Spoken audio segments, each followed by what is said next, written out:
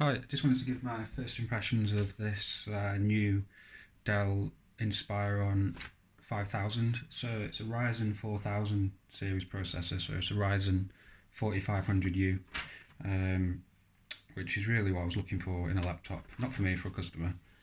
I was originally going to buy the ThinkPad E15, but they've gone out of stock again.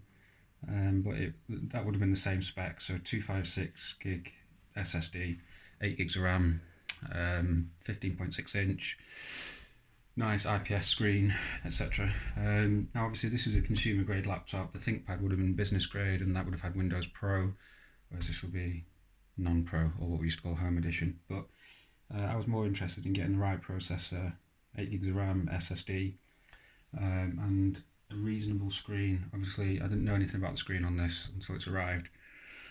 But we'll come to that later. It's just going to be a quick first impressions, literally. And the very first impressions, as in upon receiving the delivery, were not great because the box is bashed. And it does seem to happen quite a bit. This is delivered by DPD in the UK, but that's just a box, so it's fine. However, it is going to a customer, and if the customer wanted it in the box, it may raise a few questions, or as to like, is it new, etc. So that's not great really, but it's just a box, so I'll live with that.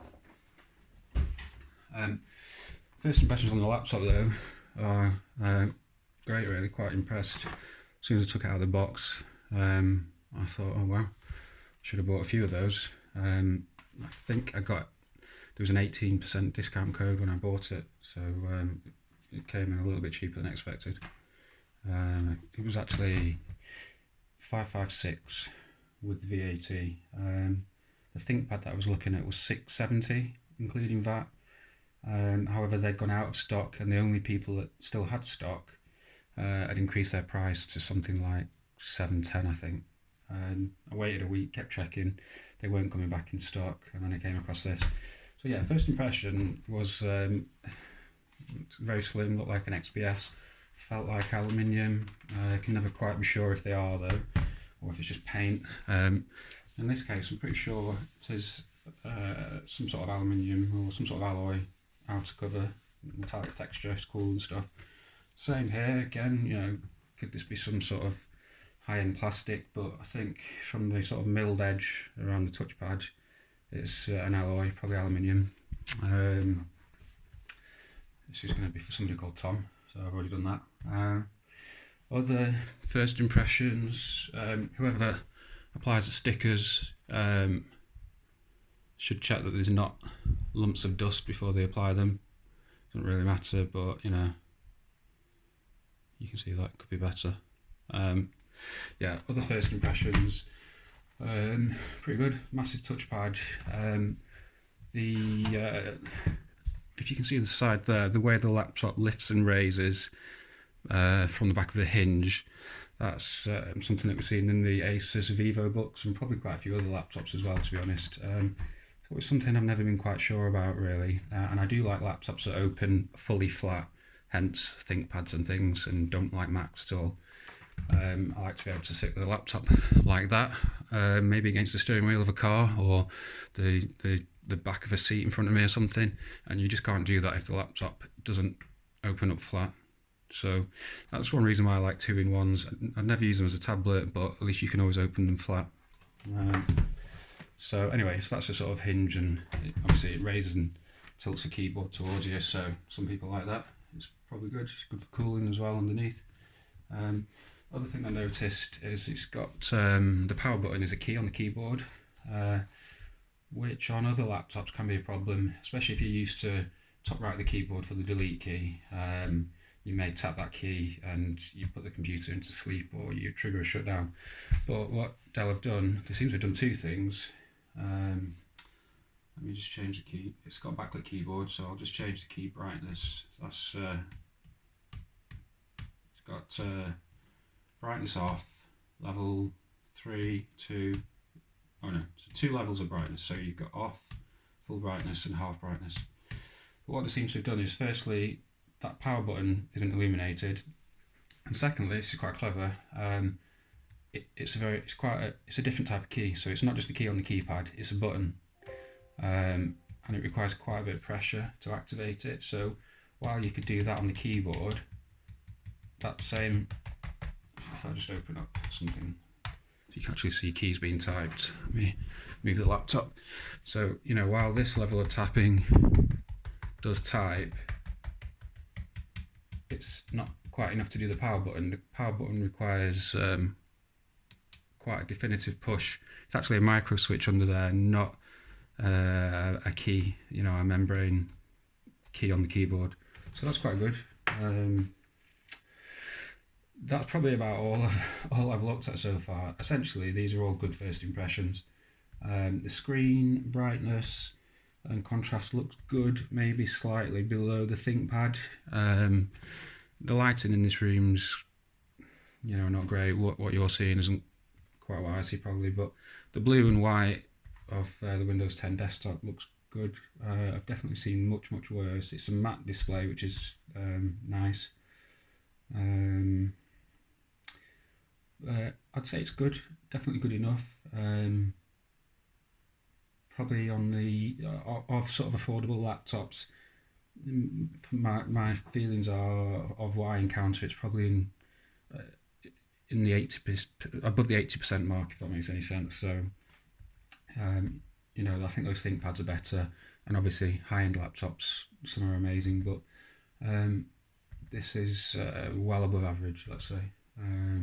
Obviously, I'm not measuring it. I don't have the tools to do that, but my feeling is it's a good screen. It's described as a wide viewing angle screen. They don't say whether that means it's IPS or not, but there's no inversion that I can see. So it could be a VA panel, or whatever they call them, or it might be IPS, but it looks pretty good anyway. Other first impressions are, as usual for a consumer laptop, it's preloaded with lots of stuff that we potentially don't want, such as McAfee. A few minutes after logging onto the desktop, this hasn't gone online, by the way. The way I do Windows out-of-box experience now is I tell it that I don't have internet, and then for the username, I enter a username and no password, so you're not forced to set up, you know, like your first dog's name or pet name or whatever, and you're not set. If you're not forced to set up security questions, especially if you're then handing the laptop over to a customer or something. So, and you're not forced to do a Microsoft account either if you don't allow it to connect to the internet, and then get everything logged on, and then we connect to the internet and go from there. So this hasn't been online yet.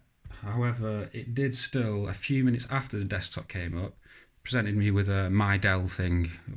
God knows what it was going to ask me to do. In fact, it's still here. I've just minimised it. There we go. It's got the service tag there, which I probably shouldn't make public, but it doesn't matter that much. So yeah, and I've started to see this on a few laptops lately. They present pop-ups to the customer or to the user, not immediately, but after some time. And as an IT person that's setting computers up for other people and then handing them over, I had an HP recently, that I'd spent an hour or two setting up for somebody. Again, it was home edition of Windows, quite limited on what we can get hold of at the moment if you want a 15.6 inch laptop, because of working from home and laptops for schools and things like that due to COVID. Availability is restricted.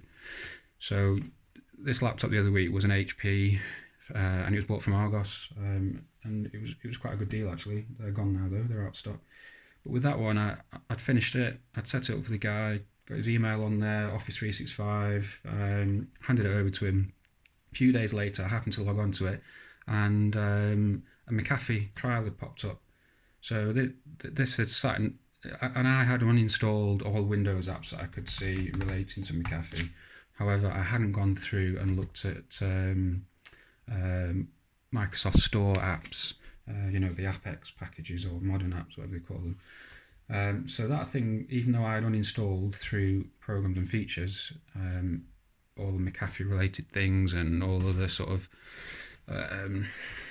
preloaded rubbish, it was still sat in the background, and the customer was potentially going to be guided into activating a trial of McAfee that we didn't need and we didn't want, and when when he doesn't pay for it after 12 months, it stops updating and he's left vulnerable. So yeah, that's something you have to watch out for. Dell have done the usual thing on this of preloading 5 different language variants of Office 365, which I find really annoying. So within add and remove programs, or programs and features as it's known now, we've got Office 365, German, English US, French, Italian, and what's NL? Is that Norway? Norwegian? Yeah, anyway, not English. I do find that quite frustrating, and it can take a long time to uninstall them one by one. It won't be too bad on this computer because it's got an SSD, but on other computers I've had from Dell that have had hard drives, it's added an hour to the setup time of the computer uninstalling all these. Now, I appreciate a lot of people will just flatten the machines anyway and have a a prepared image and stuff, but that's not the reality of the small business world. So we just don't do that all the time. The Microsoft's, this is Microsoft now, try Microsoft Edge partner promo. No thanks, I don't want that, and I don't want that for my customers or users either. We want to choose for ourselves. The Microsoft Office click to run removal tool will quickly remove all of them, even the old version of the tool that says it's for Office 2016 or something. Oops, didn't mean to do that.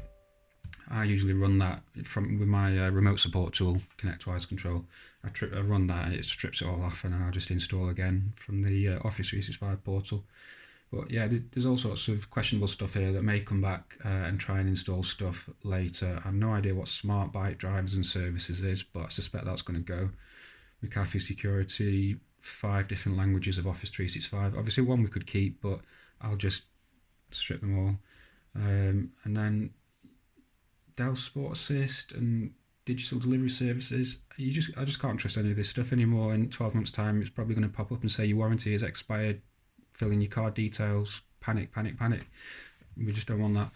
So it's a consumer laptop and it's preloaded with rubbish as usual. Anyway, other first impression.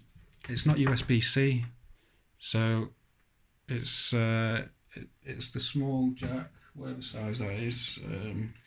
Have I got a tool to measure? No. Anyway, it doesn't matter. It's a small barrel jack. So while the laptop does have, if you can see here, it's got USB-C with the DisplayPort logo on it. It's got a USB-A, super speed. It's got an HDMI. Seems to be a charging indicator next to the DC in barrel jack socket there. On the other side, we've got a micro SD or TF card reader and another super speed USB-A. And we've got a headphone and mic jack, which is nice, so that's pretty good. While I've got it in the air, look at the bottom. It looks as though it's got an easily removable base panel or cover. We could have a look in there and see what's replaceable. I suppose, why not? I wasn't planning to, but might as well while we're here. Well, you probably have to bear with me while I find some screwdrivers. Yeah, I don't know if that's such a good idea. It seems I wasn't really prepared to do it. No, someone else will do that for you. I fix it or something.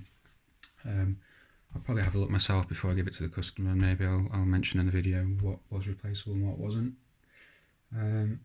So sorry, other first impression was really should have had a USB-C charger in my mind. I don't know why we're still dealing with barrel jacks now, especially as there's a USB-C on here. Just give us another one and let's go universal on the chargers. I'm not really sure what else to say really. It seems like a good laptop to me. I've not heard any sort of fan noise so far. Seem to have bottom firing speakers. I'm guessing that's what we've got here. Sorry about that.